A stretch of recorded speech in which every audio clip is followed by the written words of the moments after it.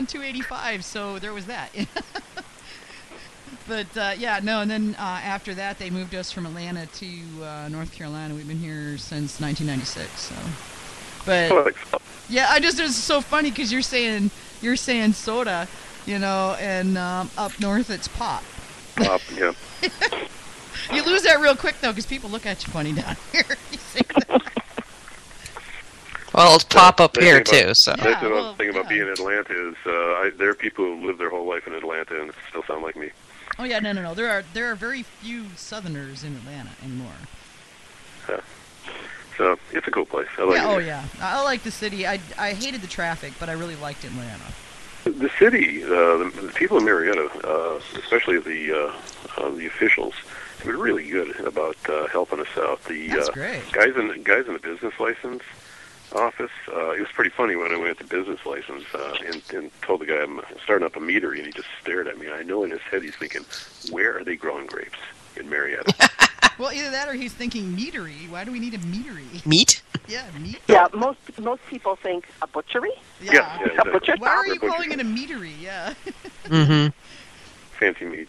Yeah. So, no, they've been really good and very supportive of us, very Cool. helpful in all the different licensing and various things that require fees. So where are you guys at this year with, if you don't mind, and tell me if you don't care to disclose, but what do you see your volume being this year?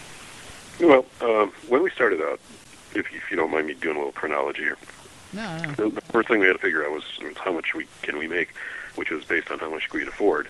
Yeah. And we started out with 5 80-gallon plastic conical fermenters. So our total volume capability was maybe about 320 because you always wanted one empty to rack into. Right. So we started with that, and then we were actually making a bunch of test batches and kind of ramped up our 5-gallon batches to that last year. But then October or so, my son apparently had another epiphany and said we gotta buy these 2,000-liter tanks. He's gonna drag you all kicking and screaming into. He's a bit impulsive. Yeah, really? I have noticed.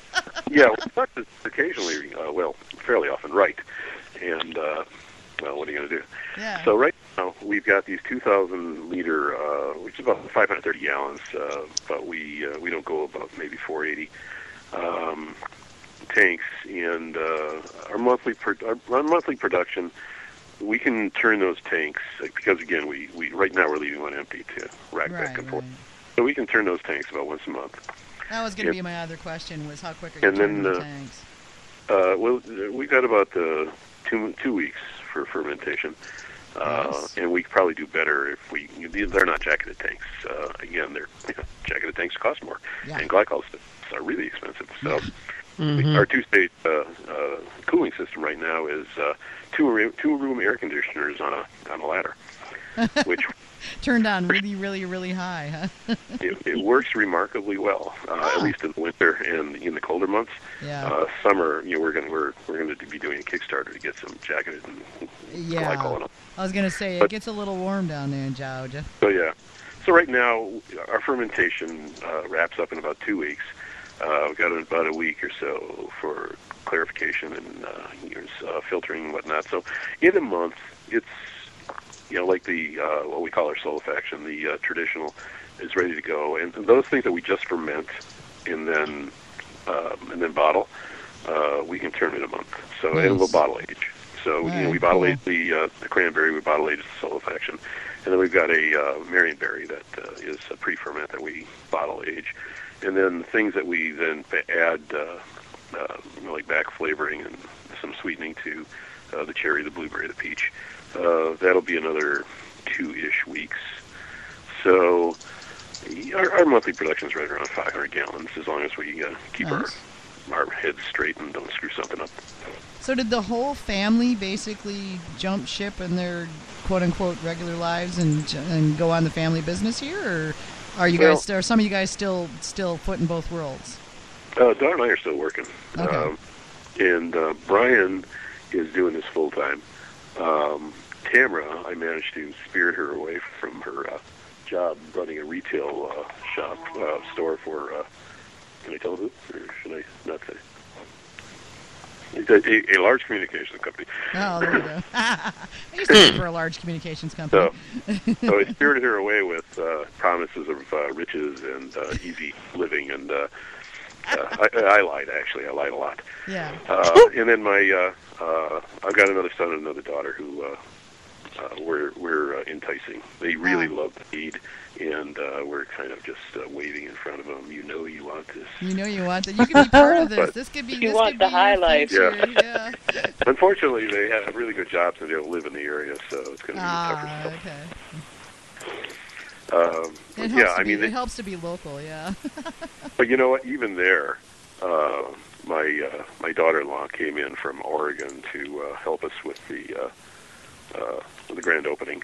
And oh, by the way, she brought my grandkids, so that was just a yay! Yeah, they were the best helpers ever. Well, how old are y'all's grandkids? 7. Well, those are 18 months, 5 and 6. Yeah. Nice. They had the cuteness factor to add into the whole thing. Yeah. We put the little Viking Alchemist shirts on, and we played that up like oh god, yeah. Hey, buy my last cup, sir. 6-year-old takes over his dad. Man, he was selling like a oh, that's so fun. I can just see a piece. Would you like some more? Yeah.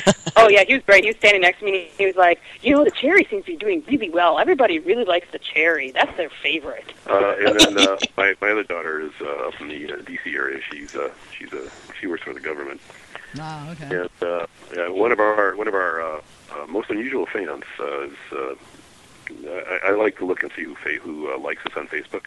I'll just kind of go look at their profile just to see the various kind. And we actually have one of our fans on Facebook bills himself as the official beer tester for the White House. Oh, cool. So I'm not sure what that whole connection is, but okay, cool. Yeah. Wouldn't that be cool if he really was that, official beer tester for the White House? Because, I mean, regardless of what your politics are, the president that we have is into cool stuff. President drinks beer, and he drinks good beer. So, yeah, exactly. Our president is, hip and cool. Regardless of what your politics are, he's hip and pretty cool. Hey, I don't care what your politics are. If he asks for a case of mead, I'll bring him too. Getting it, yeah, right? He and I may not always be on the same page politically, but we could kick back in the Rose Garden with a glass or two. Oh, totally, yeah. I mean, I'm sorry. Anybody would roll around on the ground with the kids on Easter Sunday for the egg rolling is... I'd shake the man's hand. I was telling my husband that the other day. I don't always agree with a lot of our political people in general, not just him, but a lot of them. But I admire watching them, and they're like real. Yeah. And I think that's pretty cool. Which obviously it's working because he got his 2 terms out of it. So that's so cool. And I think that's a good part of it is that they're real. So, but anyway, so back to you guys. So, you went, almost 11 months while waiting for the federal government to get the licensing and stuff done. So, other than the obvious waiting forever for the federal stuff, what kind of challenges did you guys run into as you were doing the run-up?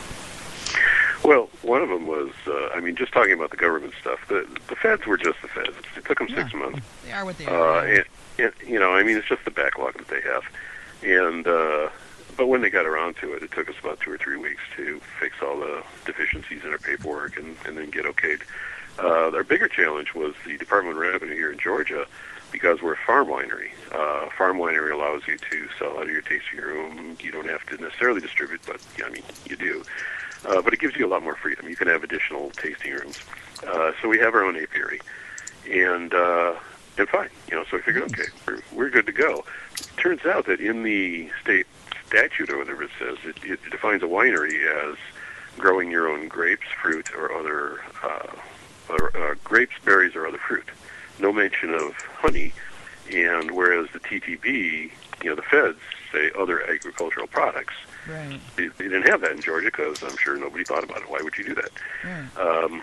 So that took us about 4 or 5 weeks just to resolve whether or not we could be a farm winery. And a lawyer. Because, the state attorney general got involved. And again, people were really good about it.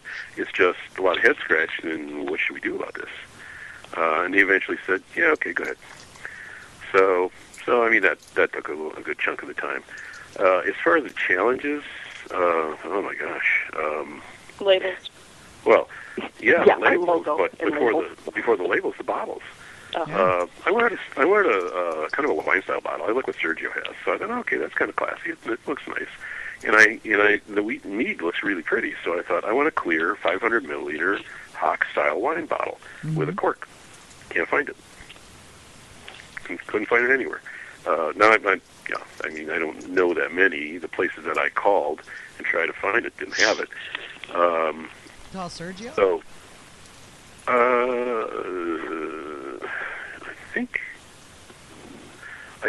you know what? I think he was on the show, and I might have asked him a question. I seem to remember I got some information from Sergio, and he put me on to a place that was actually up in Canada, but we didn't have quite what we were looking for, and the freight charges were really huge, which is another one of those things you don't think about.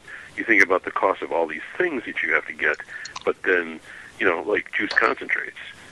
They have to be frozen. They have to be refrigerated. It costs a fortune in freight just to get those silly things. So, freight costs.